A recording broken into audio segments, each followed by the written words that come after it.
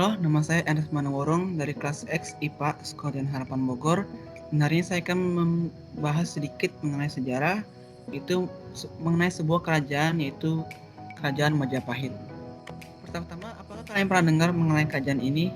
Dan tentunya pasti harus kalian pernah dengar, yaitu paling di kelas SMP atau di kelas IPS paling banyak membahas mengenai hal ini. Nah, nanti kita akan membahas sedikit mengenai kerajaan ini. Itu pertama, apa itu Kerajaan Majapahit? Nah, Kerajaan Majapahit itu merupakan kerajaan Hindu Buddha terbesar yang pernah menyatukan seluruh Nusantara atau satu Nusantara. Dan juga kerajaan ini terlahir atau dibentuk pada hari penobatan Raja Wijaya. Itu merupakan raja pertama dari Kerajaan Majapahit. Itu sekitar 20 tahun.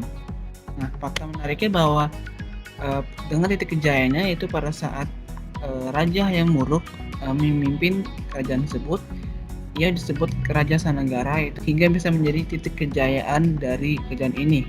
Itu bisa seluruh Nusantara. Akan menggali lebih lanjut mengenai Raja Hayam Wuruk ini. Nah, kenapa kerajaan ini bisa berjaya atau kenapa saya mengambil kerajaan ini dan kenapa ini bisa berjaya? Nah, alasan pertamanya adalah pada masa Raja Hayam Wuruk bertata atau memimpin di kerajaan ini bersama Mahapatinya yaitu Gajah Mada, yang mereka berdua menguasai atau merebut seluruh Nusantara yang diantaranya yaitu Semenanjung Malaya, Kalimantan, Sulawesi, Kepulauan Nusantara, Maluku, Papua, dan 98 kerajaan lainnya. Kita lihat itu bisa memiliki wilayah yang sangat luas. Menariknya bahwa Raja Hayam Wuruk ini mulai memimpin kerajaan ini pada saat usia yang sangat muda yaitu 14 tahun.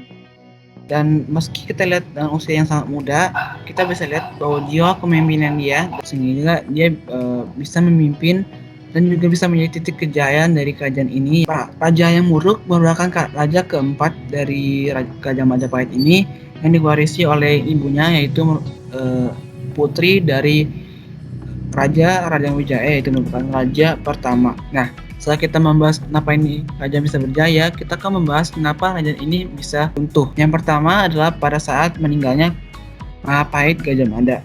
Jadi kenapa meninggalnya Mahapahit Gajah Mada bisa menyebabkan kerajaan ini runtuh? Ini disebabkan karena jiwa pemimpinan pada saat itu Gajah Mada membantu kerajaan ini bisa menguasai banyak wilayah, yaitu satu Nusantara dan 98 kerajaan lainnya. Kedua adalah sebabnya dari serangan Kadiri. Itu serangan yang bisa hampir menyebabkan kerajaan ini runtuh dan hancur. Itu Kadiri merupakan sebuah kerajaan. Dan ketiga adalah alasannya diruntuhkan dan digempur oleh Kerajaan Demak. Kerajaan Demak merupakan kerajaan Islam yang dari dulu ia ingin merebut dan menguasai kerajaan Majapahit ini, sehingga Kerajaan Demak mengambil keputusan itu untuk menyerang, meruntuhkan, dan menggempar kerajaan Majapahit. Dan yang terakhir merupakan adanya perebutan kekuasaan antara keluarga kerajaan Majapahit.